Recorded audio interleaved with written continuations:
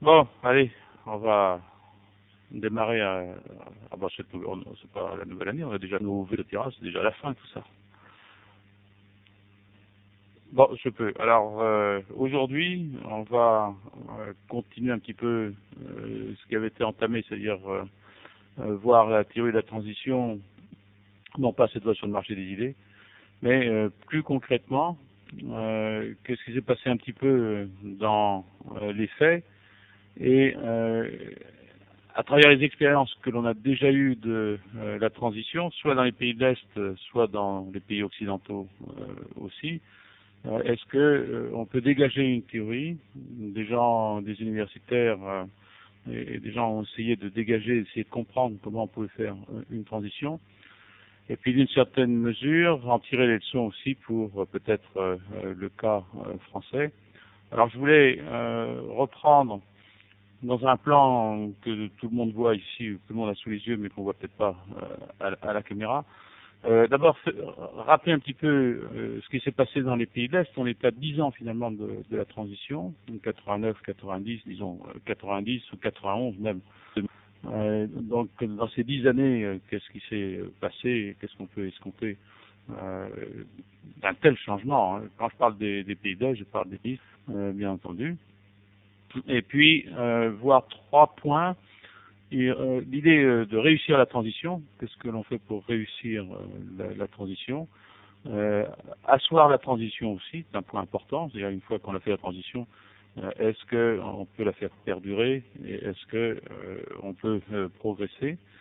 Et finalement, dans un troisième point, essayer de comparer un petit peu les transitions dans les pays de l'Est et celles des pays de l'Ouest. Est-ce qu'il y a des similarités, est-ce qu'il y a des différences? Et je voulais terminer. Dans le fond, si la France doit faire une transition au capitalisme, quelles idées, enfin au capitalisme, au sens où on imagine, nous, que nous sommes encore très très socialisés dans beaucoup de pans de l'économie et de la société. Qu'est-ce qu'on pourrait préconiser, quelles leçons on pourrait tirer de cette théorie?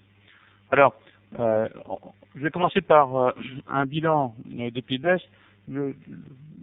L'idée de cette conférence repose sur d'abord un cours que j'ai fait à Paris 2 même sur l'économie de la transition. Et il y avait un bon bouquin qui est sorti dans les années 96, 95, 96 de la Banque mondiale sur, j'allais dire, les 5 ou 6 ans de la transition. Il y avait des chiffres qui n'étaient pas inintéressants. Alors on peut faire un bilan assez rapide de l'expérience des pays de l'Est, essentiellement. 10 ans après, dans le fond, il n'y a que quelques pays qui sont sortis de la transition. Enfin, on se pose la question, qu'est-ce que c'est que sortir de la transition? Je ne vais pas répondre à cette question, mais en tous les cas, qui ont récupéré au moins un taux de croissance positif, ce qui est quelque chose quand même déjà d'important, parce que le premier choc qu'il y a eu lieu, quand on a fait la transition, c'est l'effondrement finalement de l'État, des États de l'époque, et le passage d'un système planifié à un système qui ne l'est plus d'une façon ou d'une autre. Le choc est relativement simple, c'est une chute de la production, une chute, c'est-à-dire des taux de croissance négatifs qui sont importants, hein. J'ai des chiffres, dans 92, l'Ukraine c'est moins 17%, en Russie c'est moins 19%, en Italie c'est moins 37%, en Estonie, moins 14%, en Latvia, moins 35%. Évidemment, en 96, l'Ukraine est encore à moins 10%. Vous connaissez la notion du rythme de croissance, c'est-à-dire qu'à un rythme de 10%, vous doublez normalement votre revenu en 10 ans. À un rythme de décroissance de 10%, il diminue de moitié en 10 ans leur niveau de vie.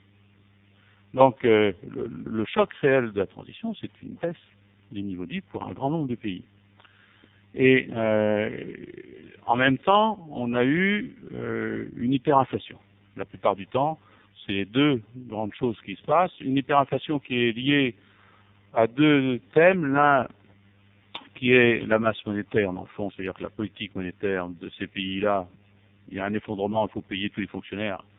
Donc on fait, bien entendu, de la planche à billets.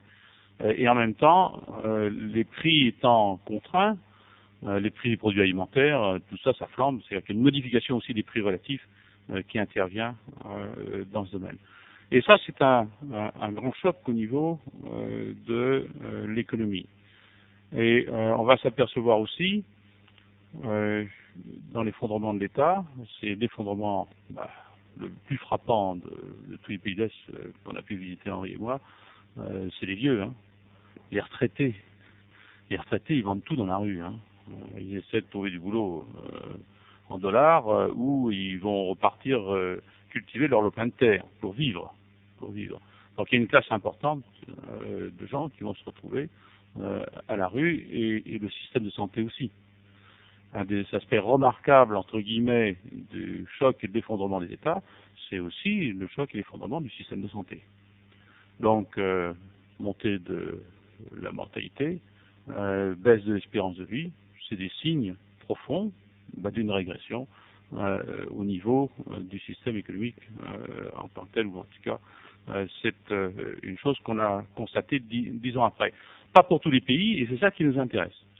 La Banque mondiale a classé les pays de l'Est en plusieurs rubriques. Alors, il y a un groupe 1, en gros, qui s'en sort, qui va rejoindre, dans le fond, peut-être le reste du monde, entre guillemets. Vous avez la Pologne, la Slovénie, la Hongrie, la Croatie. Je ne sais pas pourquoi on a mis la Macédoine un petit peu dans le cas, parce que c'est assez proche de la Grèce. La République tchèque et la République slovaque. Ça fait pas beaucoup de pays, hein, ça fait 3 ou 5 ou 6 ou 7 pays. Il y a un deuxième groupe dont on peut penser qu'il récupère un petit peu, l'Estonie et la Lituanie, mais Bulgarie, Lettonie, Albanie, Roumanie, Mongolie, tout ça, ça n'a pas encore récupéré tout à fait, 10 ans après, de la transition, même si ce n'est en termes de croissance positive. Et alors après, il y a le reste. Alors dans le reste, on met 2 grands groupes, la Russie, la Moldavie, l'Arménie, la Géorgie, le Kazakhstan, la République du Kirghiz. C'est un classement aussi en termes de niveau de vie en parité de pouvoir d'achat. Dans le premier groupe, la Slovénie qui a le niveau, j'allais dire en dollars par tête le plus élevé, parité de pouvoir d'achat, c'est 11 000 dollars. Hein. Les États-Unis, c'est 29 000 dollars, pour vous donner une comparaison. La Pologne, c'est que 6 520 dollars. La France, ça doit être un petit peu en dessous, 22 000, quelque chose comme ça, en parité de pouvoir d'achat, hein, faites attention. La République tchèque, c'est 10 000 dollars. Donc le premier groupe est aussi un groupe où le niveau de vie, peut-être, oui. Ça doit être ça. Quand on va passer par exemple dans le groupe de la Russie, c'est 4 370 dollars. C'est-à-dire qu'on est à des niveaux de pays du tiers-monde. Donc faites attention à ça. Et le dernier groupe, alors là, je prends l'Ukraine comme exemple parce que tout le monde connaît l'Ukraine. Ils n'ont pas encore fait de transition. Hein. Donc l'Ukraine, je l'ai mentionné, ils sont encore en 96 à une chute de la production de moins 10% par an. C'est là où il y a Tchernobyl, toutes ces industries, etc. 2190 dollars. Et là-dedans, vous avez le Turkménistan, l'Azerbaïdjan, la Bélarus, et puis un petit peu à part, c'est toujours mieux parce qu'en fait, c'est des pays politiques, peut-être encore des pays communistes. Donc on fera une petite discussion sur peut-être ces 2 pays. Alors la question qui est intéressante ici, je parle des transitions d'un système communiste planifié à un système de marché. Ça se passe pas bien d'une façon générale. Et alors il faut comprendre pourquoi ça se passe pas tout à fait bien. Alors on peut avoir plusieurs explications. D'abord, il y a peut-être des modèles de réforme, c'est-à-dire que la transition n'est pas réussie dans certains pays, parce que simplement on n'a pas choisi ou on n'a pas voulu réformer. Il faut faire attention un petit peu à cet aspect des choses. Et je vais regarder 2 grands points, les modèles de réforme tels qu'on les connaît, et puis le processus de la transition. Il faut parfois rentrer dans le détail pour comprendre pourquoi une transition peut réussir, peut-être pas une autre. Ça, c'est parti, réussir la transition, et je vais discuter de ces points-là. Alors, tout le monde connaît, aujourd'hui, les modèles de réforme, il n'y en a peut-être pas 36 à ce niveau, j'allais dire, d'abstraction, où on choisit le gradualisme ou la thérapie de choc. Thérapie de choc, c'est pas uniquement on dit on libère les prix, où on change les législations, c'est on mène une politique le plus rapidement possible, dans les 6 mois, les 9 mois, on privatise massivement, on stabilise financièrement, je vais revenir sur ces aspects-là, le plus possible on élimine ses adversaires politiques si on peut, et on rétablit un état de droit, on a introduit un code civil, je ne sais pas quoi, un code commercial surtout, c'est important, on essaie de mettre une banque centrale indépendante, etc.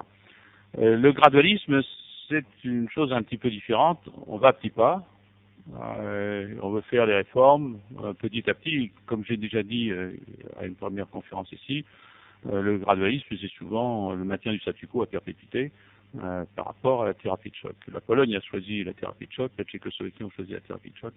La partie, il faut faire attention aussi, j'en rediscuterai un peu plus tard, mais la Croatie ou la Slovénie, la Slovaquie et la Tchécoslovaquie, entre guillemets, ils ont fait le séparatisme aussi. Je veux dire, chacun de son côté. L'État fédéral s'est rompu, ils ont demandé à être indépendants, c'est la même chose avec les États baltes. D'une certaine manière, on a choisi peut-être une petite unité, mais ça c'est dans la nature de l'État, et je reviendrai sur ce point-là. Donc, gradualisme, thérapie de choc, on sait ce que c'est. À l'Ouest, on a eu aussi ce même problème.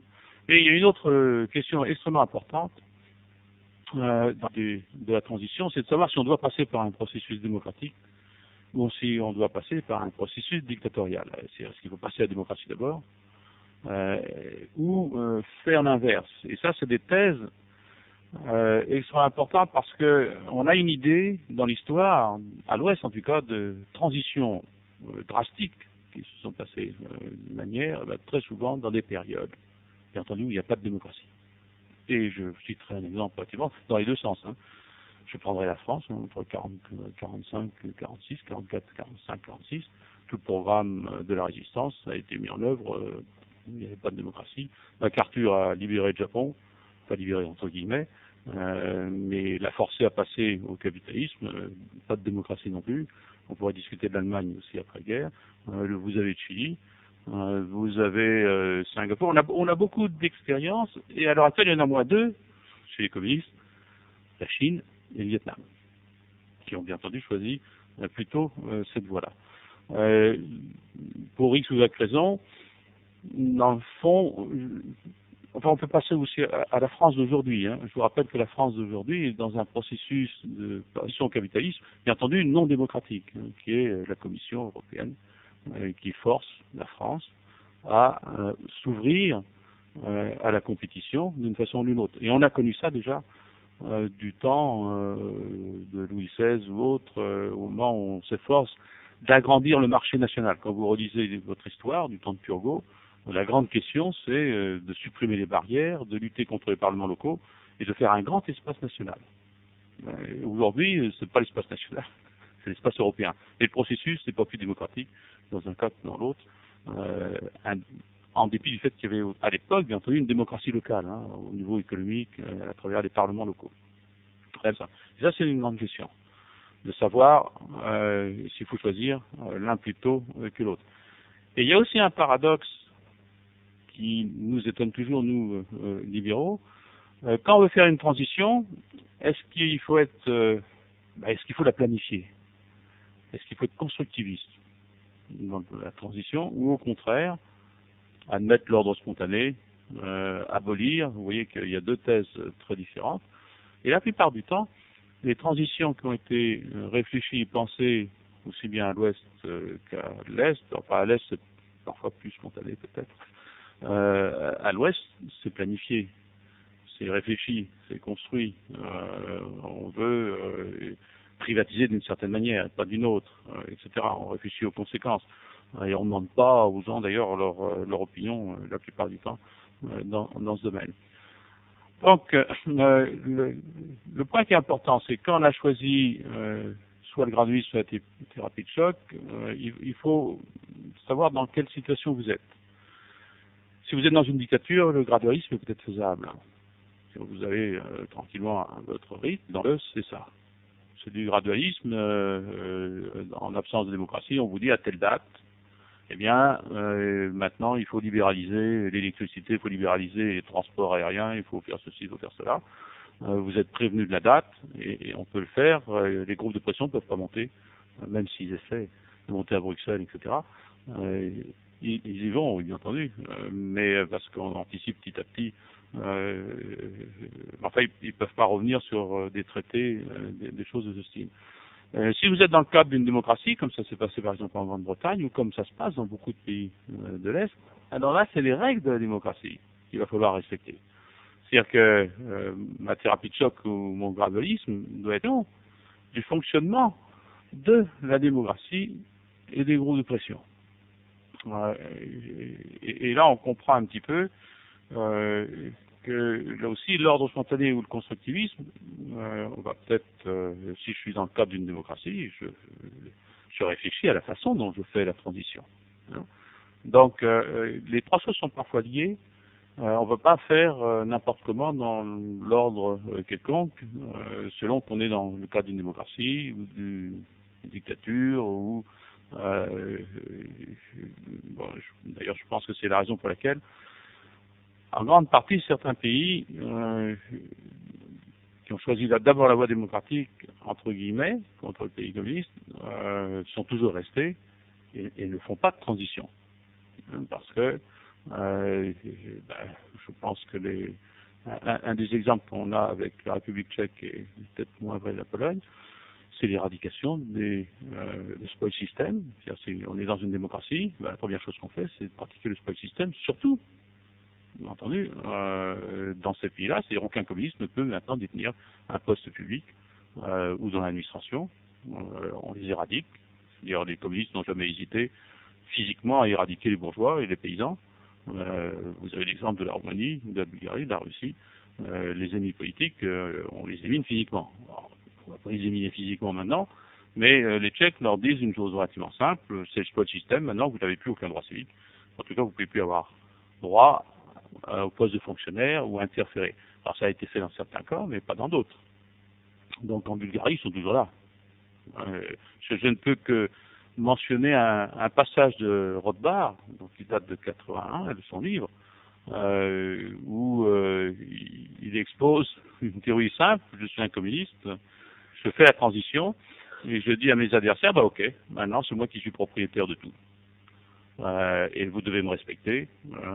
Et dans le fond, il avait une prémonition, puisque c'est exactement ce qui se passe en Russie. C'est-à-dire que les anciens prédateurs communistes, ils ne peuvent pas faire autrement que de passer aux capitalistes, mais ils s'approprient toutes les ressources, tous les droits, et on est dans la position de Rothbard, j'allais dire, d'une transition qui ne se fait pas en Russie, ou en tout cas, ça ne prend pas tel qu'on peut l'imaginer. Alors, du point de vue de la théorie même, en vrai, on préfère la thérapie de choc, nous, que ce soit dans une démocratie ou une dictature, elle est toujours préférable d'une thérapie de choc. D'ailleurs, vous savez ce qu'il en est, puisque vous allez avoir l'euro en 2002. Alors nous, on fait la thérapie de choc nous-mêmes. On est prévenus, hein, mais on ne fait rien. Si vous avez dû recevoir votre facture d'électricité en euros pour la première fois, en gros, en tout petit en francs, on ne voit plus les francs. Hein.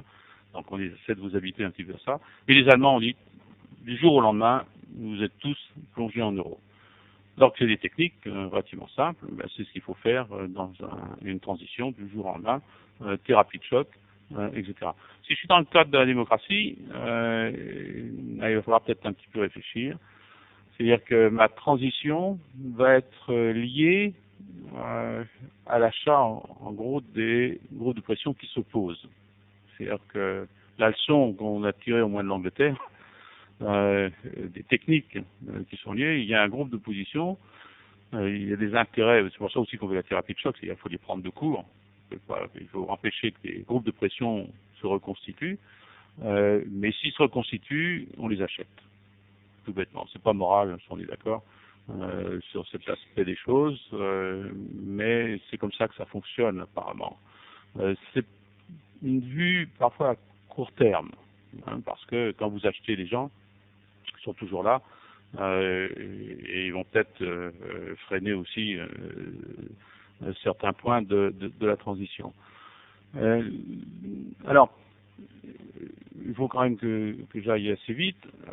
L'idée est que les autres aspects, c'est-à-dire le processus de transition, et c'était mon deuxième point dans ce premier point, réussir, privatisation, stabilisation financière, déréglementation et puis ouverture du pays au reste du monde sont des choses extrêmement importantes.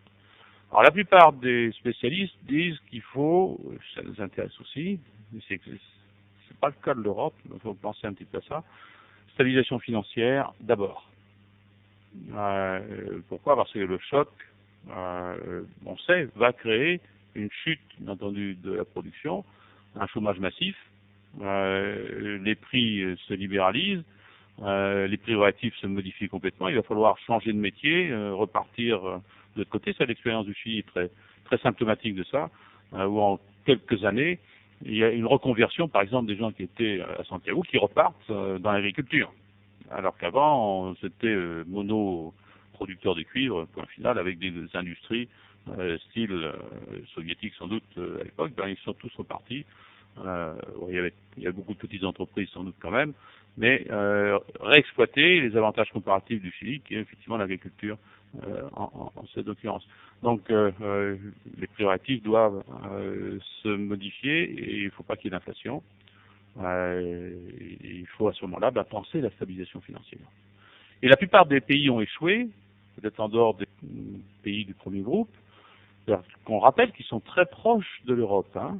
Plus vous vous éloignez dans les pays que j'ai mentionnés, plus vous vous éloignez du cœur de l'Europe. C'est important pour bien comprendre la suite. Plus vous allez vers l'Est, moins il y a cette réussite. La stabilisation financière n'existe pas encore en Roumanie. Il existe en Bulgarie, ils ont commencé, mais il y a quoi, 1 ou 2 ans. Alors comment peut-on faire cette stabilisation financière? La première chose, même quand vous êtes dans une démocratie, il faut couper le cordon ombilical. C'est ce qu'on a fait aussi chez nous, à travers l'Europe. Indépendance de la Banque centrale ou currency board. C'est l'un ou l'autre, c'est les deux techniques qui dans le fond sont utilisées. Le currency board a toujours été préféré dans les périodes où il y a une hyperinflation. C'est-à-dire que vous liez votre monnaie à quelque chose d'autre et c'est pas vous qui gérez cette monnaie-là. Alors il y a des currency boards nets, où c'est pas les nationaux qui gèrent la monnaie, et puis il y a des currency boards un peu moins nets comme en Bulgarie où un mélange un petit peu des deux. Mais l'idée est de casser les anticipations inflationnistes, et ça c'est extrêmement important dans la stabilisation financière. L'Estonie l'a fait, je pense que la Lituanie aussi, la Bulgarie commence à le faire. En Tchécoslovaquie, en Pologne, peut-être que la banque centrale était mieux gérée, ils ont eu de l'inflation. En Pologne, il y a toujours de l'inflation. Il faut faire très attention à ça aussi. L'inflation, je vous rappelle la règle des taux de croissance, 10% d'inflation, en 7 ans, j'ai éteint la moitié de mes dettes. Aujourd'hui, nous avons 1% d'inflation. Alors vous vous dites, c'est rien, 1% d'inflation, ça c'est vrai, c'est rien. Mais en 70 ans, l'État a éteint la moitié de ses dettes. À 2%, c'est en 35 ans. Moi, je suis d'accord, hein, alors 10% en 7 ans. Alors dès qu'il y a un peu d'inflation, on devient tout de suite emprunteur. C'est ce qu'on a fait pendant la 4e République. D'une façon générale, on a construit sa fortune sur l'immobilier, tout bêtement, grâce finalement sans doute à l'inflation. Des pays où il y a peu d'inflation, il n'y en a pas beaucoup, mais c'est rien à côté de 1000% par an ou de 300% par an. Et le currency board, la stabilisation financière, c'est ça que ça veut dire. En Russie, ils ne réussissent pas des masses, justement. On pense donc que c'est le point primordial, d'abord, stabiliser. Il faut que les prix relatifs aient un sens. Vous savez tous qu'il faut que je réalloue mes ressources, mais il ne faut pas qu'il y ait une inflation parce que ça distord les choix, intertemporels en particulier. Et puis, vous ne savez plus très bien quels sont les vrais prix relatifs. Donc, on insiste souvent sur cet aspect des choses. Et après, privatisation, déréglementation et ouverture du pays. Ouverture du pays est un point important. Et les formes de privatisation aussi sont importantes. Alors, déréglementation, je reviens qu'on aura l'opportunité, avec les séances qui viennent, de rentrer plus précisément dans ce thème. Privatisation, vous voyez que c'est très lié aussi à l'aspect soit dictature, soit démocratie. La privatisation marche bien, mais il ne faut pas forcément n'importe quelle privatisation. Et là, la règle, l'environnement institutionnel, entre guillemets, et démocratique joue un rôle important, parce qu'on peut être amené à choisir des modes de privatisation pour des raisons politiques, c'est-à-dire pour éteindre, faire passer la pilule et calmer des groupes de pression qui peuvent s'opposer. Entre la privatisation par vente sur un marché boursier qu'on recommande toujours pour la raison simple, sans noyau dur, bien entendu, et ça, vous voyez bien que la France n'a jamais été un pays libéral sous cet angle-là. Les boursiers, vous créez un marché d'actionnaires et c'est plus efficient pour la gestion et les performances de l'entreprise. Mais parfois, vous ne pouvez pas. Donc, on va regarder d'autres modes de privatisation. Vous pouvez privatiser par coupon. On distribue à tous les Français des coupons. Ils sont propriétaires, entre guillemets, de tout ce qui est public. Et puis, entre eux, ils se revendent. C'est un droit simplement de devenir propriétaire de quelque chose, mais c'est un coût. Vous achetez un droit pour participer finalement à la vente. Ça a été appliqué aussi bien en Russie qu'en Tchécoslovaquie. Pas toujours avec un succès que l'on entend. Notre collègue a dû souffrir, enfin je dis notre collègue de la Montpellerin, comment il s'appelle, l'ancien ministre des Finances, hein, qui est devenu Premier ministre de la République tchèque, Vergakos, il a dû souffrir pas mal parce que ses petits copains, entre guillemets, ou ses étudiants, ils se sont tout de suite créé une assurance pour racheter les coupons et redevenir propriétaires. Bon, dans le processus, c'est des gens qui ont gagné de l'argent, bien entendu. L'autre forme de privatisation qui peut exister, c'est simplement la restitution. C'est un point aussi important, un point moral qui est non négligeable. Le propriétaire de Renault, nous le connaissons tous en France. Il doit encore avoir des ayants droit ou une famille. Donc, c'est pas ce qu'on a fait. On restitue Renault, bien entendu, aux ayants droit. Hein, qui est une façon simple. On peut retrouver les propriétaires. En tout cas, si les propriétaires veulent reprendre l'usine ou le château, ben, ils pouvaient le faire, au moins en Tchécoslovaquie, peut-être pas dans d'autres pays. Donc, la restitution est aussi une méthode de privatisation qui est importante. Et puis, vous avez ce que j'appelle le droit du premier occupant. Ça se fait pour les logements. Vous êtes là, c'est ce que je ferais dans ma municipalité si j'étais maire. Ah, vous êtes dans votre HLM, allez hop, vous êtes propriétaire. D'ailleurs, c'est ce qu'on a fait en Angleterre pour la privatisation des HLM, où vous étiez 3 ans dans votre appartement, ben, vous aviez le droit d'acheter à moitié prix, puis si vous étiez au bout de 10 ans, c'était dégressif, et finalement vous pouviez peut-être avoir l'appartement pour pas grand-chose. C'est une façon de privatiser aussi. Alors si je prends simplement ces 4 formes, marché boursier, il y a la vente aussi, j'ai oublié de mentionner ça, on donne aux salariés. Corporation, au bout de là. Et puis mentionner les coupons, la restitution. Vous voyez qu'il y a plusieurs façons de privatiser, mais elles ne sont pas toutes aussi efficaces les unes que les autres. Par exemple, la restitution n'est pas aussi efficace qu'en France. Pourquoi? Parce que il faut retrouver les propriétaires d'origine. Alors parfois ils sont disparus, puis il y a toujours des contestations. Ah non, mais c'est moi qui suis le propriétaire. Ça donne des procès, c'est long. Ça peut être incertain. On va pas toujours adopter ce genre de choses. Les coupons, on se méfie aussi parce que justement, il y a des agences, des banques qui vont racheter, qui vont peut-être trafiquer un petit peu les trucs. C'est pas non plus toujours très net. Donner par exemple aux salariés, ah bah, ok, mais c'est pas très efficace du point de vue des actionnaires. Tout dépend de ce qu'ils vont faire après. De cet argent, ils vont peut-être pas lever le capital. L'idée de mettre en marché boursier, c'est bien entendu, on va lever un capital, on va pouvoir investir, et on va pouvoir contrôler mieux la gestion et la performance de l'entreprise. Mais je vais avoir le choix, moi, homme politique en tous les cas, entre quelque chose qui est rapide, quelque chose qui me permet, je veux dire, qu'est-ce que je fais quand il y a un groupe de pression qui est puissant, je je prends les pilotes d'Air France. Voilà, qu'est-ce que je fais? Bon, c'est simple. Hop, je donne Air France aux pilotes. C'est une technique comme une autre. Alors nous, on préfère peut-être le vendre sur un marché, mais ça dépend du pays dans lequel vous êtes. Vous donnez ça, ils sont propriétaires actionnaires, simplement. Après, ils en font ce qu'ils veulent. Ils ont fait à la Freight Corporation en Angleterre, ils ont fait leur marché interne. Il y en a qui ont gagné de l'argent, puis petit à petit, ils ont ouvert le marché au reste et ils se sont mis en bourse normalement. Donc les techniques, l'homme politique est souvent pressé.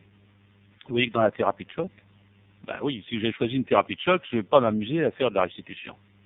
Et peut-être même pas organiser des coupons. J'ai le premier occupant et puis marcher en bourse où je le donne aux salariés pour finalement qu'ils nous foutent la paix. En fait, j'achète en gros les opposants de cette façon-là. Donc, je suis dans un processus plutôt non démocratique, j'ai moins ce problème.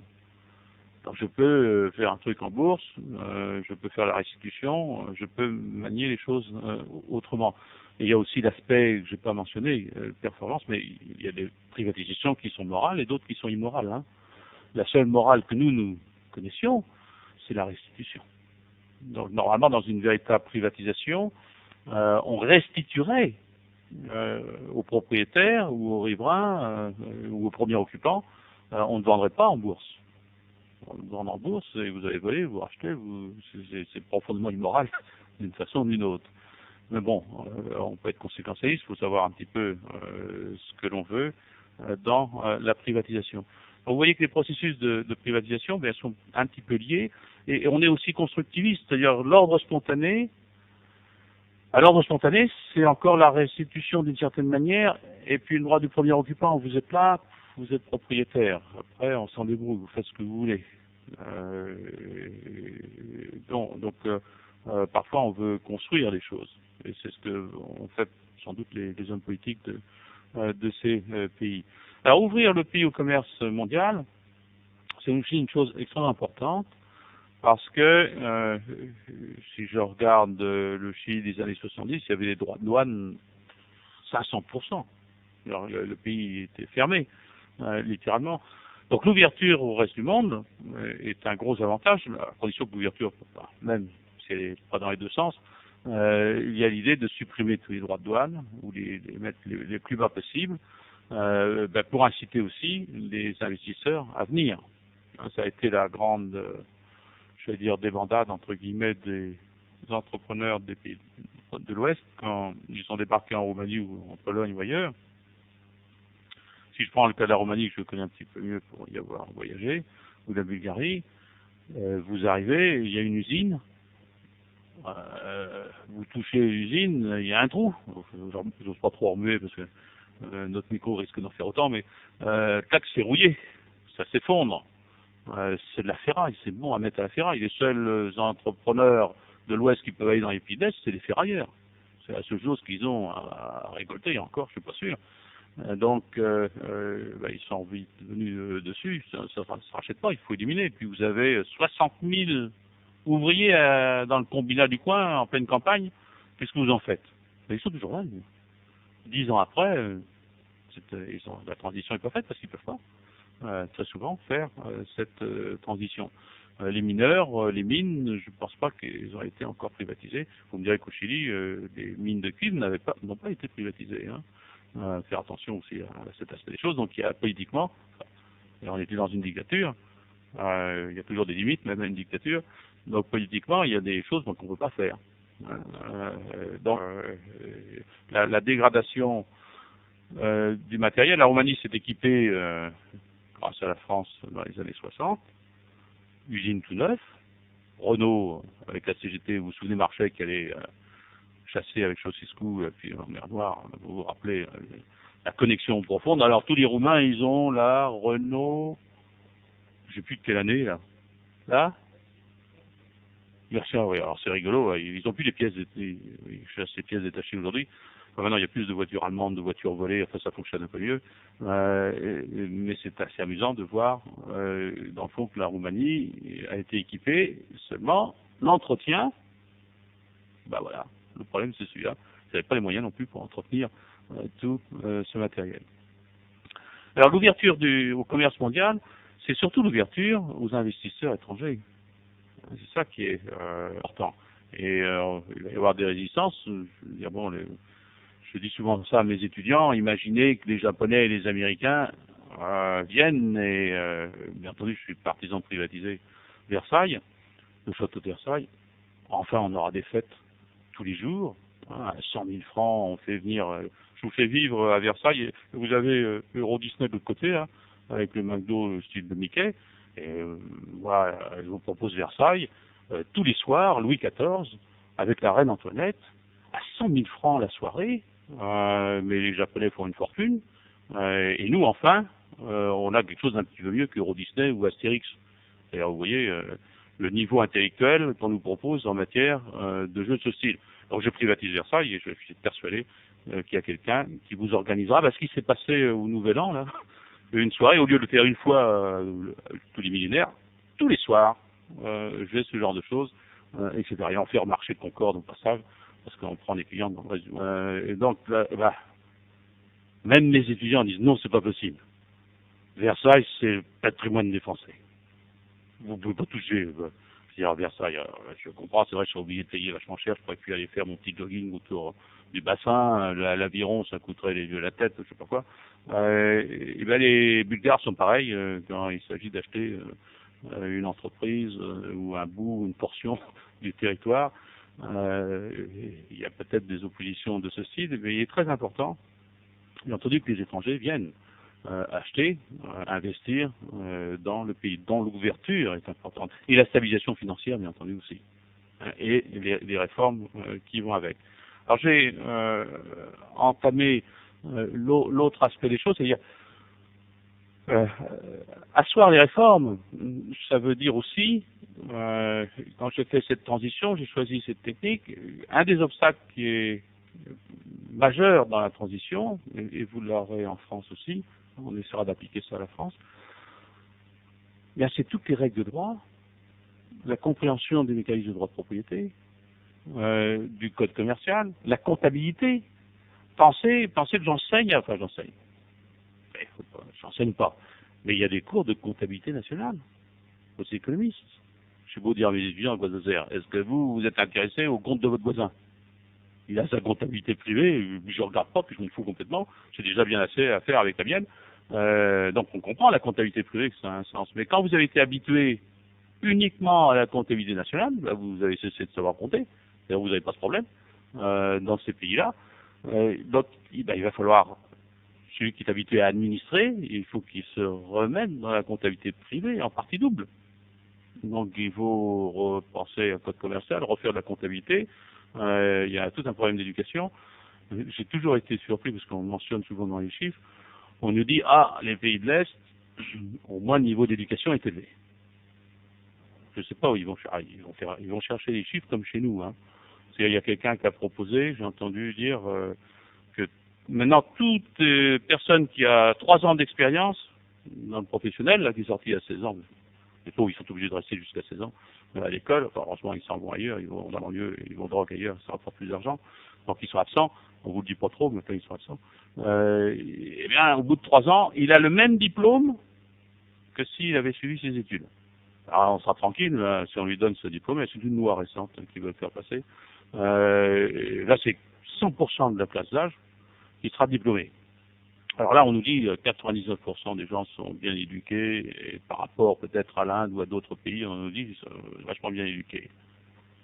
Peut-être, mais alors quand on va se balader et quand on discute avec les étudiants des pays d'Est, c'est Mélilois, la veste, 40% d'illettrés, des gens qui comprennent rien, dont la structure du cerveau ne fonctionne pas.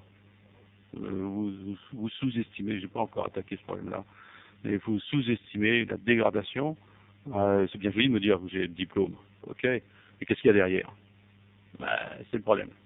Qu'est-ce qu'il y a derrière? Le problème des pays de l'Est, souvent c'est ça. Formellement, il y a ça, mais après, quand vous allez fonctionner avec ces gens-là, c'est une autre paire de manches. Ils croient tous à l'astrologie, vous aussi, mesdames, pour une grande fraction d'entre vous. Mais eux, c'est pire que ça. pas, enfin, je suis un peu méchant, parce qu'il y a de très bons étudiants des pays d'Est. J'en ai un, moi, particulier, avec qui je publie, donc, qui est très très bon, etc. Donc, il ne faut pas faire de généralisation hâtive, mais il y a quand même l'idée que le système éducatif n'est pas aussi bon. Donc, l'éducation, il ne faut pas trop compter sur ce genre de choses. Eh bien, dans l'éducation, il y a savoir pratiquer la comptabilité privée, à comprendre un code commercial, à comprendre un échange volontaire, à savoir ce que c'est des droits de propriété. Ben, ça, c'est pour enseigner. Nous, on connaît les curriculums vitae des étudiants des pays d'Est. Hein, c'est la leçon de Marx, ou l'informatique, ou les maths, ou les trucs d'ingénieur, ça d'accord.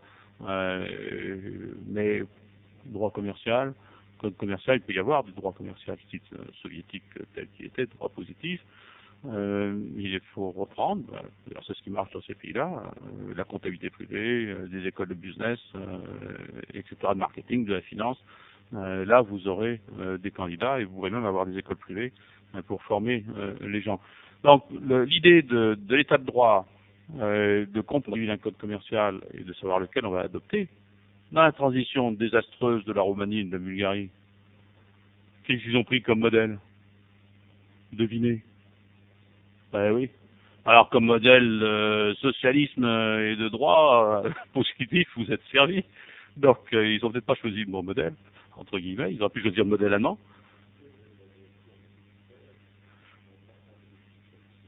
De Oui, oui, de qui j'ai parlé alors là, de la Roumanie, oui, qui est adoptée, oui. J'ai posé la question de quel pays. Ils ont pris le modèle de la France, du droit positif français. Ils auraient pu prendre le droit positif allemand ou le droit positif, enfin, ou le droit anglo-saxon. Ils auraient pu choisir un droit efficient. Ils avaient l'opportunité de le faire. Non, pas du tout. Ils ont pris le droit le plus socialiste qui soit dans les pays de l'Est, entre guillemets. Donc, l'idée d'asseoir les réformes, ben, c'est un gros aspect.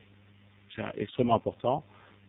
Pourquoi? Parce que tous ces gens-là, c'est pas notre cas. C'était pas le cas dans les pays de l'Ouest, par exemple, du Chili, de Singapour ou d'autres pays de ce type. Pourquoi? Parce que ils ont toujours été dans une ambiance de droit.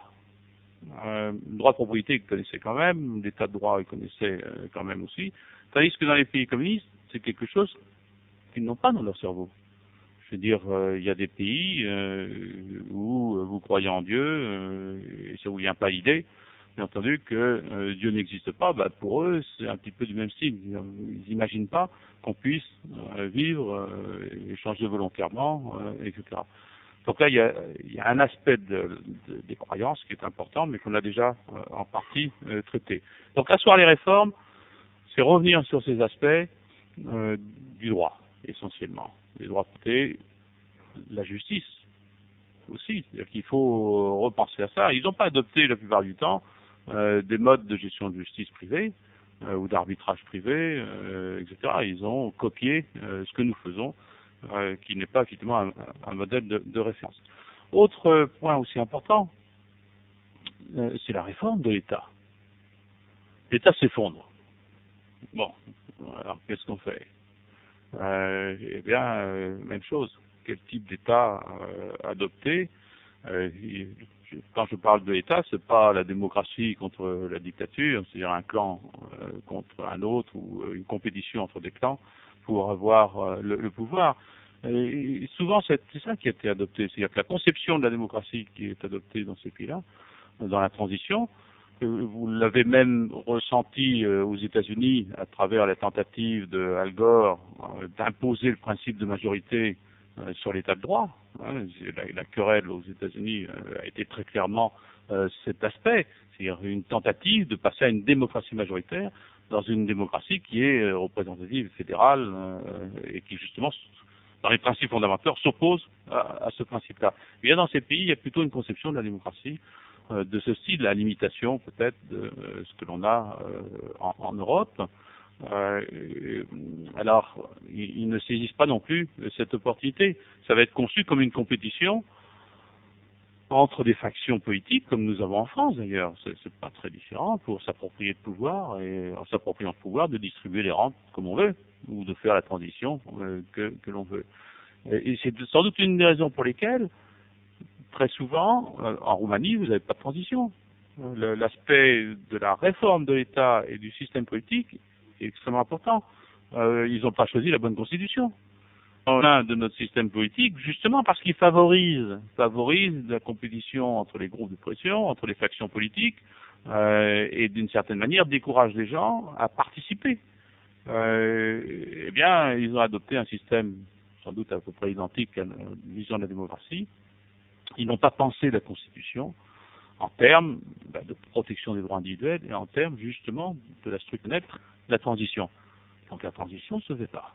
Elle va se faire, je pense, par quelques pays, mais ces pays-là ont un passé, c'est pas 70 ans de communisme, ils ont été industrialisés à un moment donné de leur histoire, ils n'ont pas perdu peut-être la totalité de leurs droits, c'est les États qui ont connu l'Allemagne d'une façon générale, les autres. Donc un point important dans la transition de cet aspect. Asseoir l'homme, ça veut dire aussi asseoir l'État entre eux. Voilà. Évidemment, là, je ne prêche pas pour ma paroisse, parce que pour moi, c'est sans État du tout. On n'a pas besoin d'un État qui ressemble en tout cas au nôtre. Mais dans les expériences de transition, la pulsion et le système politique doit être pensé pour éliminer le jeu des factions politiques et des groupes de pression et la recherche de rente d'une façon générale, puisque c'est ça qui va empêcher finalement la transition vraisemblablement. Et c'est la force de la dictature, entre guillemets.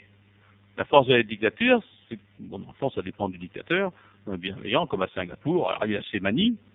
Il aime peut-être pas les homosexuels, il aime peut-être pas ceci, c'est peut-être un religieux, je ne sais pas ce qu'il est. Mais s'il est libéral au sens qu'il accepte le droit de propriété, échange volontaire, il n'y a pas de droit de douane, il s'occupe pas de l'économie, eh bien vous avez effectivement la croissance et les gens vont doubler, tripler leur niveau de vie en moins d'une génération. Ça peut être réalisé parfaitement, bien entendu, dans un système démocratique. On la question n'est pas là. C'est un problème de la Constitution et d'instaurer une compétition entre les États d'une façon ou d'une autre. Alors certains ont bien compris cet aspect, pourquoi la Slovénie s'échappe de ça, ou la Slovaquie et puis les Tchèques s'en sortent, ou les Baltes et les Estoniens, les Lituaniens, les Latviens, qui étaient mariés dans la Grande Russie, entre guillemets, enfin dans l'Union soviétique, ils ont préféré rester chacun dans son coin. C'est une chose qu'on connaît bien. On pense que small is beautiful, un petit État c'est mieux qu'un gros. Il peut y avoir une plus forte compétition entre guillemets entre les États. Donc il faut repenser l'État fédéral, il faut repenser la compétition avec les pieds, la compétition aussi peut-être avec la monnaie, d'où l'ouverture avec le reste du monde. Les deux grandes armes ici, c'est effectivement dans l'État, l'ouverture au reste du monde et la compétition avec les pieds, et finalement avoir une constitution qui empêche le jeu des groupes de pression et de recherche de rente, puisque c'est les défauts principaux de la démocratie, on peut la concevoir. Alors, je vais terminer un petit peu, parce qu'il faut quand même discuter, je vais terminer par les expériences un petit peu telles que on les a. J'ai déjà mentionné l'expérience quand même aussi des expériences. Il faut faire attention que tous les pays ne sont pas au même niveau. Les pays de l'Ouest qui ont besoin d'une transition, c'est nos vieilles démocraties social-démocratie, c'est pas la Suisse, c'est pas le Japon nécessairement, c'est pas non plus les États-Unis. Si vous regardez le niveau de prélèvement de l'État dans l'économie, 20%, 28%, c'est pas 60% comme en Suède, ou au Danemark, c'est pas 50% comme en France, etc. Même en Suisse, c'est pas des taux de ceci, indépendamment de la réglementation, hein, j'entends bien. Donc, alléger l'État, faire une transition, bon, ça s'est fait au Chili, en Nouvelle-Zélande. Enfin, je pense celles qui sont réussies entre guillemets, c'est sans doute ces deux-là, radicales, beaucoup plus radicales, mais c'est des petits pays, pensez à ça, et ça nous intéresse beaucoup. Pourquoi? Parce que je vous ai déjà mentionné que dans la transition, il est préférable de choisir petit que gros. C'est peut-être plus facile de réussir une transition justement dans des États où la taille est un petit peu différente. Et c'est une des leçons qu'on peut tirer. La Grande-Bretagne a fait beaucoup de transitions d'une certaine manière, du temps de Mme Thatcher. Mais elle arrive maintenant à peine à notre niveau de PNB. C'est pas aussi évident que ça. C'est vrai qu'il était descendu très bas. Il faut penser à ça, des années 50. Moi, j'ai l'expérience.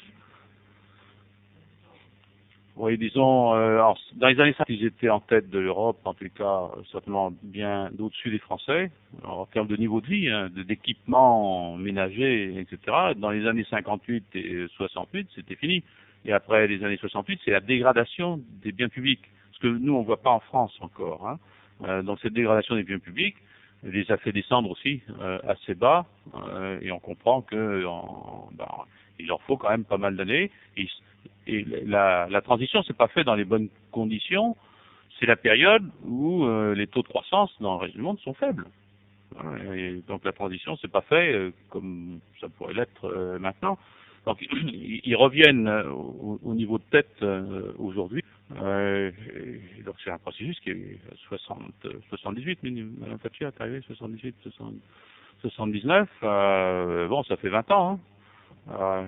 Bon, c'est vrai qu'il y a 10 ans où c'est plutôt les prix du pétrole qui sont élevés, c'est des conditions difficiles au niveau de l'environnement peut-être international. Bon, enfin, c'est une expérience qui existe. Alors, la leçon que je voulais moi tirer de ça, c'est pour la France. Oui, j'ai oublié de mentionner les deux pays, la Chine et puis le Vietnam. Enfin, essentiellement la Chine. Je vais pas parler de la Hongrie, mais vous auriez raison de me parler parce que c'est des expériences de gradualisme. La Hongrie est une expérience de gradualisme dans la démocratie ou, au départ, dans un régime communiste. La structure change graduellement dans ce pays-là. Et la Hongrie a choisi le gradualisme, finalement, s'en tire pas trop mal. Si je regardais, je dois avoir le chiffre, ils sont à 7 200 $ en PPA par été de pouvoir d'achat à l'heure actuelle. La Chine a fait une transition agricole, à redonner la propriété individuelle dans les communes. Et petit à petit, elle se libéralise graduellement de cette manière. On ne sait pas si ça ira très loin. Le Vietnam suivra l'exemple de la Chine, vraisemblablement. Donc voilà deux pays qui ont choisi de faire une transition sous un régime dictatorial et par le gradualisme. Alors on ne connaît pas trop, bien entendu, les statistiques, puisque c'est toujours des communistes qui gouvernent, donc ils ont l'habitude de trafiquer. Déjà les nôtres le font, alors j'imagine que c'est encore pire. Et il reste encore quelques pays strictement communistes, il doit en rester encore quelques-uns dans l'ensemble du monde. Alors la France est un pays communiste d'une certaine manière, où assez proche de la Suède, il y a un très fort secteur public, très syndiqué, enfin pas dans la carte syndicale, personne n'est syndiqué, mais dans le pouvoir qu'ils ont eu, corporatiste, et avec des pans entiers quand même de socialisme, et une redistribution. En fait, c'est ça qui va caractériser la social-démocratie. C'est pas tellement l'étatisation que la redistribution massive qui s'opère en France. On est un pays riche et un pays social-démocrate ou social-communiste, je ne sais pas comment on peut appeler ça, aujourd'hui. Alors on a toujours besoin d'une transition. Vous voyez que la transition elle se fait dans un cadre chez nous qui est dictatorial, au sens c'est toujours la Commission européenne qui nous force, c'est l'ouverture du pays contraint. On nous a contraints à commercer avec les Allemands. J'ai encore le souvenir de mon père. Prenant une étudiante allemande en voiture, ne sachant pas, elle faisait comment on appelle ça, du stop là. Tiens, il va prendre, c'était à l'époque où ça se faisait, alors on a pris deux jeunes filles là, qui se promenaient en Bretagne. Alors, évidemment, quand elle a dit qu'elles étaient allemandes, mon père qui a passé 3 années de prison là, dans les camps allemands, il n'a pas apprécié des masses. Et c'est vrai, on va bien y réfléchir, les Allemands, c'est pas toujours des rigolos. Ni en sport, ni ailleurs. Il y a un traité de Rome où on nous a imposé, d'une certaine façon, un commerce. C'est une bonne chose, je veux dire, bien entendu, on est tout à fait pour libéraliser les échanges.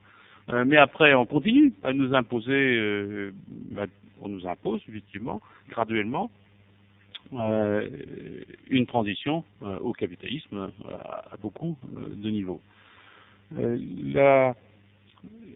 La leçon, moi, j'ai tiré de de cette théorie de la transition. Bien entendu, on est dans un régime démocratique, donc on est obligé de se porter, pseudo-démocratique. Il y a une partie qui vient de l'extérieur, puis mais si on veut le faire de l'intérieur, comme Mme Thatcher, on n'a pas l'homme politique pour faire ça. Mme Thatcher a bénéficié d'un avantage considérable lié à la structure syndicale et peut-être politique de l'Angleterre que nous, on n'a pas. Et ce qui explique les grandes différences entre l'Angleterre et la France, qui n'a jamais pu réussir, qui ne pourra jamais réussir une transition comme a pu le faire Mme Thatcher, parce que Mme Thatcher a pu éliminer ses opposants politiques d'une manière très simple, en supprimant le close shop. Elle a coupé les fonds du Parti travailliste, et le Parti travailliste sans fonds, il a mis beaucoup, il s'est pas remis encore, en fait, à bien y réfléchir, même 20 ans après, ils ont du mal à reconstituer, j'allais dire, leur puissance électorale et leur puissance politique. Donc on frappe l'adversaire là où il faut frapper. On lui coupe ses fonds. C'est une bonne chose, ça. Après, il ne peut plus vous embêter. C'est plus facile de faire une transition à ce moment-là, parce qu'on peut acheter plus facilement les opposants, et on va pouvoir mener une thérapie de choc un peu plus forte. Nous, on ne peut pas. Pourquoi? Parce que nos opposants, entre guillemets, enfin ceux qui s'opposent bien entendu au capitalisme, ils nous ont insérés dans un système que vous connaissez trop bien, qui est le mécanisme de sécurité sociale. C'est-à-dire pourquoi les syndicats n'ont pas besoin d'argent, mais tous les jours ils ont l'argent à travers les mutuelles, à travers ce système de prédation, à travers les cotisations sociales, etc., à travers les postes. Leur puissance politique et financière vient de ça. Seulement, c'est pas un close shop. C'est-à-dire que là, c'est des millions de gens qui sont embarqués dans ce système-là. C'est la question des retraites. Pardon? Oui, mais l'association, c'est un problème un peu particulier qui est lié quand même à la rente, à la recherche de rente, soit à travers la municipalité et autres.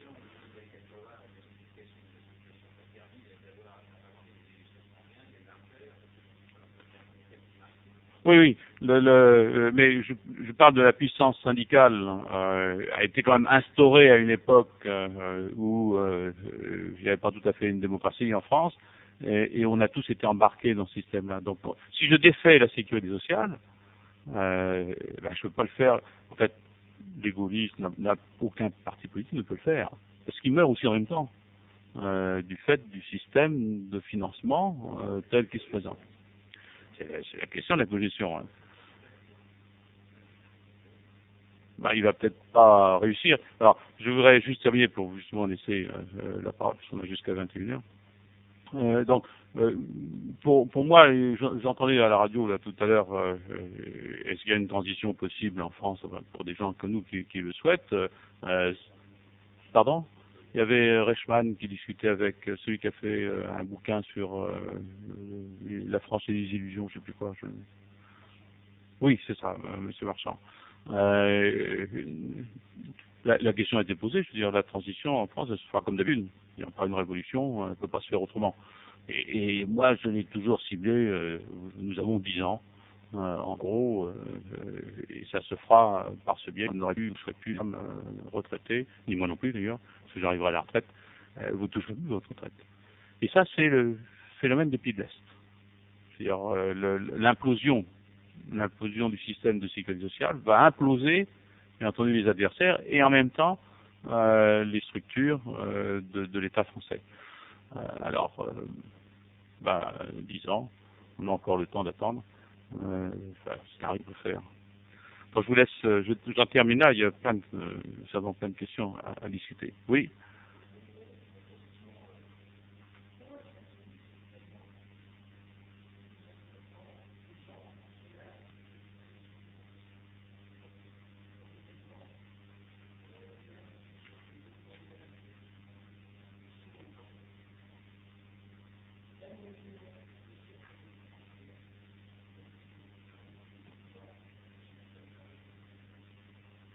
Oui, parce qu'il y a eu des travaillistes libéraux, c'est eux qui ont fait la transition. Donc oui,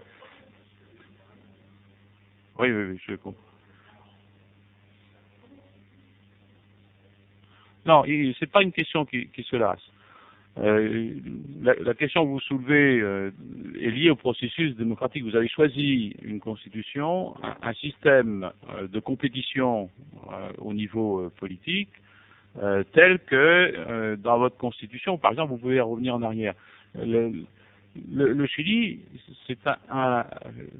c'est une transition qui a été construite au sens qu'ils ont pensé à mettre, par exemple, des majorités qualifiées pour certains points. Au Chili, vous ne pouvez pas revenir au syndicalisme d'avant, tant que vous n'avez pas atteint au Sénat une majorité des 2 tiers. C'est-à-dire qu'il y a des changements des lois sur le travail, par exemple, et sur les syndicats, c'est important, de monopole des syndicats, vous ne pouvez pas y revenir si vous n'avez pas réuni dans les 2 chambres une majorité qualifiée importante. Alors si vous n'avez pas repensé votre constitution, comme je vous l'ai dit, pour éliminer le principal défaut que nous connaissons dans notre démocratie, qui est la recherche de rente et de vendre, en fait, c'est ça le reproche que l'on fait à la démocratie ou au pouvoir d'une façon générale, parce que les rois le faisaient, et vous vendez toujours des privilèges. Et l'homme politique, c'est ça. Il vend des privilèges tous les 5 minutes. Aussi bien au municipal qu'ailleurs, c'est sa vie. C'est un prédateur comme un autre. Voilà. Si vous ne l'empêchez pas, si vous ne construisez pas un système politique qui interdit ou qui rend difficile ce genre de choses, ben vous aurez des retours. C'est normal, à un moment donné, les gens se lassent, mais ils ont obtenu ou ils ont acquis leur gain, et puis on a discuté de la formation des croyances, le débat politique est toujours un débat des idées, et il y a toujours un groupe, vous aurez toujours constamment des gens qui chercheront à utiliser la contrainte politique pour satisfaire leur vie privée, même aux États-Unis. Et la Constitution essaie d'éviter ce genre de choses.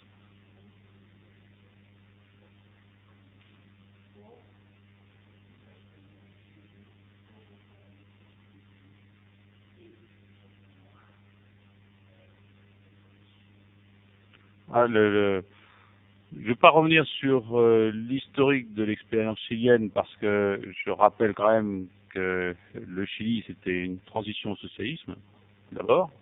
Si vous vous rappelez 72, 73, vous pensez que le Chili est socialiste depuis les années 20, 26. Le système de sécurité sociale, par exemple, qui a été instauré au Chili date de cette époque-là. C'était plutôt des socialistes sociodémocrates avec un parti communiste qui était puissant. Et en 73, je me souviens fort bien de certains de mes collègues de mon âge, donc j'étais jeune à l'époque, mais eux aussi, ils ont été au Chili du temps d'Allende pour voir comment on allait faire une transition au socialisme. Ils ont écrit des livres. La raison pour laquelle on a autant d'émigrés chiliens de gauche en France, c'est simplement la connexion du Parti socialiste avec Allende, etc. Alors là, il y a quand on fait une transition à un régime socialiste ou communiste, ça s'est pas fait tout seul. Je vous rappelle que sous Allende, Pinochet était son général d'armée, ministre de la Défense. Vous pouvez vous souvenir, parce qu'on a une image de ça, je crois que je l'ai mis sur mon site, c'est assez intéressant, la photo, bien entendu, de Castro et puis Pinochet qui défile devant les troupes chiliennes, mais aussi, il devait y avoir des Cubains dans le coin, comme en Angola, hein, faut pas vous tromper. Nous avons quelqu'un, me semble-t-il, qui a été, comment il s'appelle, Mitterrand, le fils, copain du marxiste-léniniste d'Angola. Je veux dire, l'Angola, les Cubains sont intervenus en Angola. Tout ça, c'est un petit peu la même chose. Bon, vous avez eu une dictature après de l'armée. Vous pensez que le Chili, c'est un petit peu comme le ministère des Finances en France. Hein. C'est-à-dire qu'il y a une administration qui est la colonne vertébrale de l'État. Tant que vous n'avez pas compris ça, vous ne comprenez pas, chaque pays a sa colonne vertébrale. En URSS, en Russie aujourd'hui, la colonne vertébrale, c'est le KGB. Tant que vous n'avez pas intégré cet aspect des choses, c'est-à-dire les élites, machin, tout ça, ça passe par cette structure administrative, et vous voyez que le pouvoir remonte en Russie par cette administration. Mais au Chili, c'était l'armée. Et fort heureusement, je veux dire, Pinochet ne connaissait rien à l'économie. Et contrairement à De Gaulle, qui ne connaissait rien à l'économie non plus, mais qui a voulu sans doute s'en mêler, avec le plan, etc. Lui, il a fait appel par hasard, j'allais dire, sans doute, je ne connais pas les connexions, l'histoire, au Chicago Boy. Donc on a eu une expérience un petit peu à la MacArthur, j'allais dire, au sens où il y a des gens... C'est pas la première fois au Chili qu'il y a eu ça, hein. il y a eu des missions américaines du FMI dans les années 64 pour aussi régler ce problème, ouvrir le pays, etc. Le problème n'était pas nouveau, hein. Donc faire attention à ça. En revanche, si vous demandez moi mon opinion personnelle, bien entendu, je suis contre l'État quel qu'il soit, que ce soit Pinochet, que ce soit quelqu'un d'autre. Je vous rappelle que Pinochet, question religion catholique, vous n'avez pas le droit de divorcer, vous n'avez pas le droit de faire ceci, etc. Bon, il y a des gens qui aiment ça, mais c'est pas tout à fait la liberté individuelle. Pensez à cet aspect des choses. La liberté politique, pour moi, n'est pas une liberté, hein, c'est le droit d'opprimer quelqu'un d'autre. Donc, ma constitution empêcherait aussi la constitution d'un gouvernement au Chili, quel qu'il soit, sous cette forme-là. Donc, il ne faut pas se tromper sur cet aspect de la question historique. C'est-à-dire que c'était des prédateurs qui se bouffaient entre eux, en partie. Enfin, l'armée, c'est pas n'importe quoi, hein. Je suis pas un militaire. La colonne vertébrale, que ce soit le ministère des Finances ou l'armée, ou le KGB, pour moi, ça devrait pareil. C'est bon à supprimer. L'expérience chilienne, je la regarde, moi, simplement, comme étant une réussite d'une transition, dans des conditions particulières, et qui intéresse bigrement d'autres pays. C'est-à-dire comme la Chine ou d'autres, de savoir si on peut faire une transition à la mode chilienne. Bon, c'est peut-être pas réalisable. En tout cas, c'est pas réalisable chez nous. Oui, qui a fasciné les pays de l'Est. Oui. Donc, oui, vous vouliez poser une question?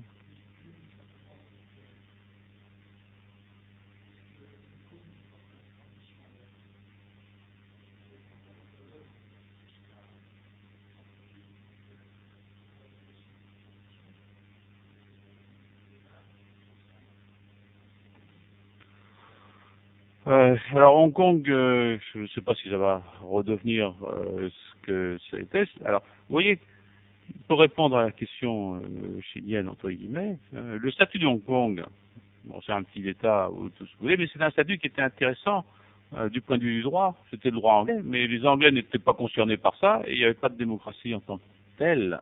Il y a des gens ne votaient pas. Alors là, vous risquez, bon, pour l'instant, il n'y a peut-être pas de démocratie non plus à Hong Kong, je ne sais pas ce qu'il en est dans la transition. La seule chose que je sache, c'est que la classe d'entrepreneurs, je ne vais pas mentionner cet aspect des choses qui jouent un rôle important. Le Chili a réussi parce qu'il y avait une classe d'entrepreneurs encore, à l'ouest, entre guillemets, mais dans les pays de l'Est, la classe d'entrepreneurs, c'est une classe de criminels. C'est-à-dire des gens habitués au marché noir.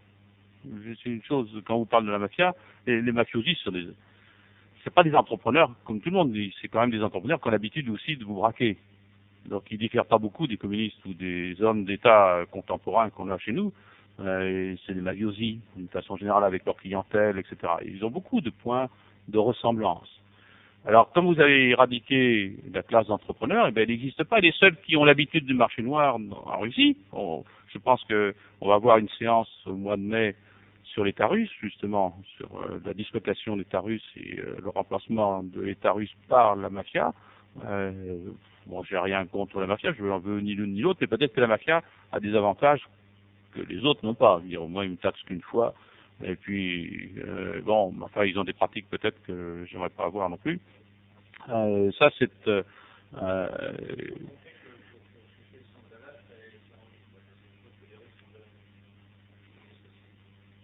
oui, alors, je pense que les socialistes aussi quand même, ils finissent.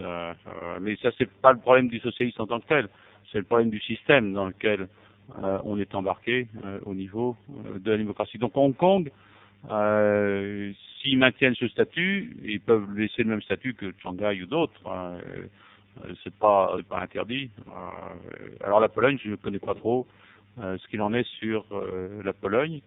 Si effectivement les anciens communistes restent au pouvoir, mais que dans le fond ils profitent aussi, et puis je veux dire ils respectent les règles, la Constitution, les règles de droit de propriété. Bon, je veux dire, on peut avoir des fumeurs repentis, on peut avoir des communistes repentis, et si c'est des bons gestionnaires, pourquoi pas. Donc je n'ai pas d'opinion particulière là-dessus. Hein. Là où c'est embêtant, c'est comme en Bulgarie ou en Roumanie, quand ils veulent maintenir leur rente, ou ils veulent, comme en Russie, s'approprier littéralement les richesses depuis. Bon, la Pologne, il y avait une classe paysanne. Faites attention aussi à ça, sans doute. Je ne comprendrais pas autrement l'évolution de la Pologne. Euh, En Russie, en Bulgarie, en Roumanie, les paysans ont disparu. Ils ont été éradiqués physiquement. En Pologne, non, à cause du catholicisme, etc.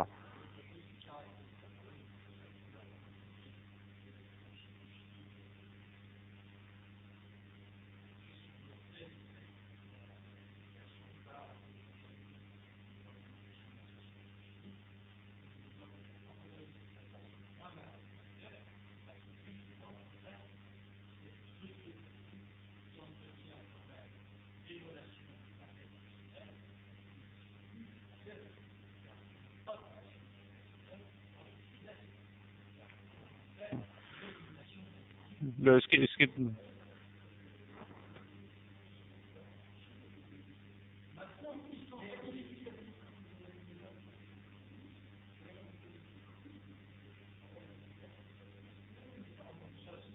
ouais, enfin, Lisa est peut-être un petit peu vieux.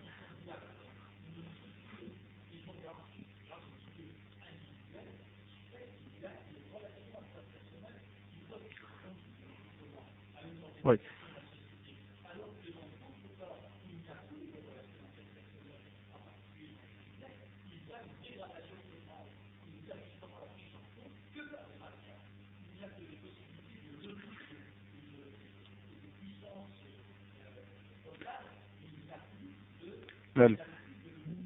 La, ouais. Vous avez raison en partie. Quand je parlais de l'éradication des paysans, ça a été aussi l'éradication, bien entendu, de la religion catholique ou orthodoxe dans ces pays-là. Et on voit bien le retour, la demande qui a toujours existé. Elle a toujours existé. Alors pourquoi en Pologne les communistes ne l'ont pas fait? C'est une question historique qui n'ont pas éliminé effectivement ni les paysans ni la religion catholique. Alors c'est ça qu'il faudrait comprendre, c'est-à-dire que la structure était peut-être plus forte à l'époque où les communistes de l'époque en Pologne n'ont pas pu le faire. Je ne suis pas contre l'idée que la religion et le catholicisme aient préservé des droits naturels. Donc la notion de droit ne disparaît pas à travers la religion. Faites attention à ça. Ça c'est la force. Mais dites-vous bien que les communistes ont éradiqué la religion et les paysans. C'est bien parce qu'ils voulaient. C'était bien pour ça aussi. Donc y a bien cette idée. Ceci dit, c'est pour moi ce que proche dans l'État chilien ou l'État, peut-être pas l'État polonais, mais dans l'État chilien, c'est que, comme aussi dans l'État français ça a été le cas, la religion catholique vous impose ses normes et ses valeurs par le monopole de l'État. C'est une chose très différente. C'est-à-dire que là encore, c'est une recherche de privilèges, une recherche de rente pour préserver les valeurs de certains groupes d'individus. Et aujourd'hui, je l'ai encore à travers la politique familiale. Bon, ça, je ne veux pas plus financer un pauvre qu'un catholique. C'est pas, je veux qu'il me demande, moi, gentiment, que je lui donne de l'argent. Je ne veux pas qu'il me le vole. C'est un principe moral qui est simple, que n'importe quel catholique peut comprendre.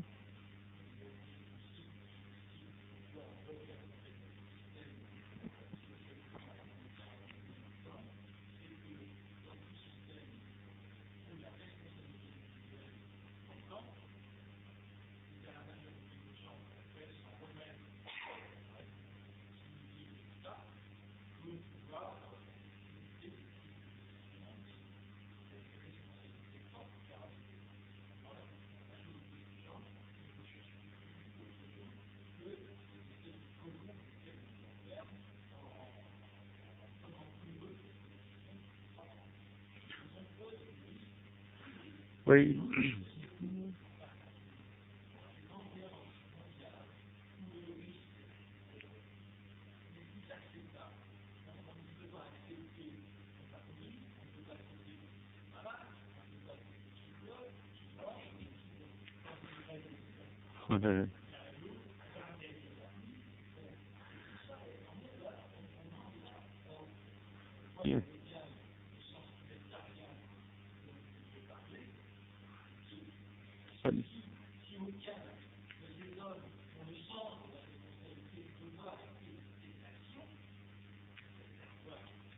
Il y a deux choses dans la réflexion. Il y a une chose à laquelle vous devrez tous vous y habituer, et dans un certain sens, c'est une bonne chose, parce que plus on est riche, plus on a besoin justement d'avoir une qualité de vie meilleure, c'est-à-dire sans risque. Donc c'est pas anormal que je veuille davantage de loisirs et que je veuille davantage une vie sans risque, entre guillemets. Donc ça c'est un bénéfice. La question c'est de savoir comment, par quels moyens je peux, bien entendu, réaliser une vie sans risque. Et bien entendu, c'est pas à travers l'État. Euh, non, non, non, c'est le risque. Non, non. Je vous rappelle que l'avortement, c'est le risque le plus grand que nous ayons. Hein. C'est la personne la plus dangereuse dans votre vie, c'est votre mère. Parce qu'il y a le risque évidemment de vous avorter s'il y a 160, il y a 500 000 décès par an et plus de 170 000 avortements. Donc il n'y a aucun taux de décès aussi élevé. C'est pas comptabilité, hein. Comptabilisé dans la mortalité périnatale. La mortalité périnatale, c'est rien. Mais l'avortement, c'est pas comptabilité dans la mortalité. J'arrive jamais compris ces chiffres-là. Si, si, quand on vous donne 500 000 décès par an, les 170 000 avortements ne sont pas comptés. Mais la mortalité périnatale, ça arrive. Le fœtus décède, pourquoi? Bon, pour X ou Y raison. Alors ça, c'est comptabilisé, c'est peanuts, etc. Mais ça veut dire que la personne la plus dangereuse, c'est votre mère. Bon, mais ce que vous avez dit, c'est autre chose. Le mécanisme par lequel, bien entendu, je veux avoir une vie sans risque, entre guillemets, c'est à travers un mécanisme d'assurance. À travers les charges. Non, pourquoi vous, je parle depuis la naissance, c'est pas moi qui en décide. Donc c'est quelqu'un d'autre.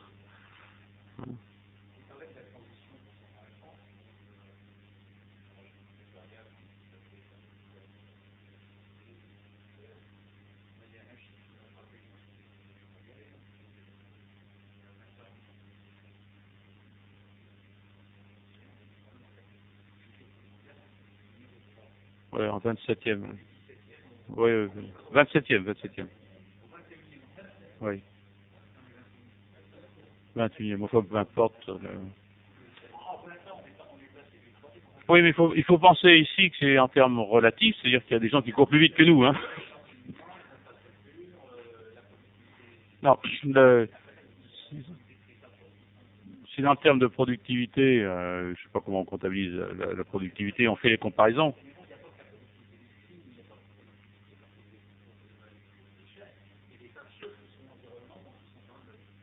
Oui, mais le fait qu'on ait eu un taux de croissance de 0%, même moins 1% dans la période, il y a que très récemment il y a eu une période 94 où il y a eu un taux de croissance de 2 où on approchait 3%, il y a eu une régression du chômage à cette époque-là, et maintenant, depuis 2 ou 3 ans aussi, qu'il en est ainsi, si je prends simplement en termes de taux de croissance, c'est normal puisqu'il y a des pays qui ont fait comme le Chili 5-7%, les États-Unis qui font du 5% ou moins, l'Angleterre entre-temps a dû faire la même chose.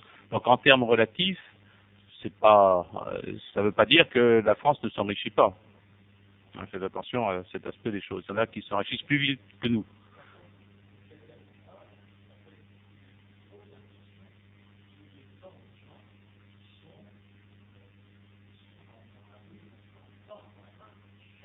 Parce qu'on est riche, et ils tendent la main là où il y a des gens riches. Oui, qui tendent la main. Et regardez, ils viennent. Regardez d'où ils viennent par des filières. Tout ce que je vois, moi, en tout cas au feu rouge, parce que c'est là où je les vois, c'est normal, ils viennent là où faire un pour eux. Pardon. Ah, vous pouvez pas dire qu'il y a de plus en plus de pauvres, il y a 10% ou 11% de pauvres. Enfin, j'en parle en connaissance de cause, j'aurais essayé d'avoir mesuré, enfin, de regarder un petit peu les statistiques de près. Le problème ce qui est choquant ici, c'est qu'il y a autant de pauvres qu'en 1900, entre guillemets, il y a toujours 10%, mais ils tournent, ces pauvres. La question, c'est pas il y a toujours les mêmes, c'est pas les mêmes, il faut savoir combien de temps. Et c'est le problème, c'est de combien de temps il reste pauvre. Et ça, les socialistes, ils sont forts pour ça, pour nous les maintenir longtemps. Oui, c'est ce que je dis à mes étudiants. Vous voulez, je peux vous vacciner contre la pauvreté. Allez faire un voyage en Inde. Oui. Le pauvre aux États-Unis, entre guillemets, il a le niveau moyen d'un Espagnol. Alors donc, en termes de parité de pouvoir d'achat, en termes de dollars, aux États-Unis. Non, non, le pauvre américain a le niveau moyen d'un Espagnol. C'est-à-dire en parité de pouvoir d'achat. Il faut faire attention qu'on contrôle. Pardon? Oui, non, la façon dont on comptabilise le seuil des pauvres américains, c'est le seuil, hein, dont j'entends parler, hein. Parce que la distribution des pauvres sur ce seuil-là, moi je la connais pas. Ça peut être intéressant d'ailleurs de regarder, c'est ça qui est le plus intéressant souvent, c'est la dispersion autour de ce seuil. Oui.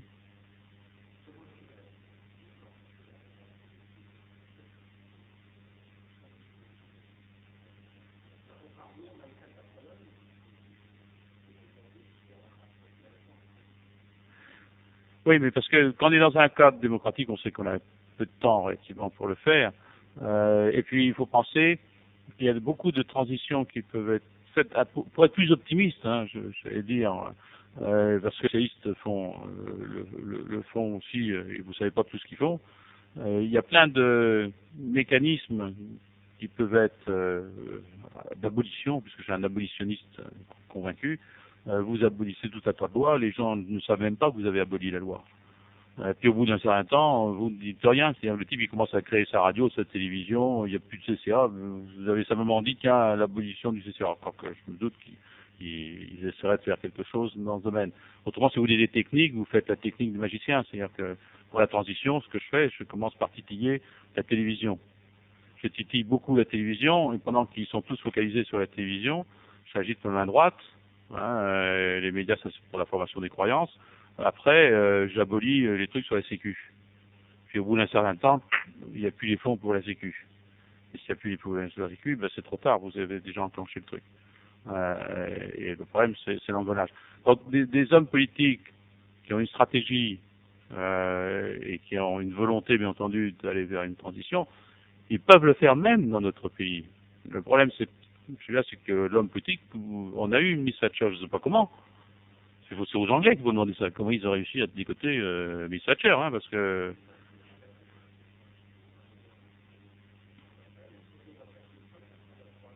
voilà.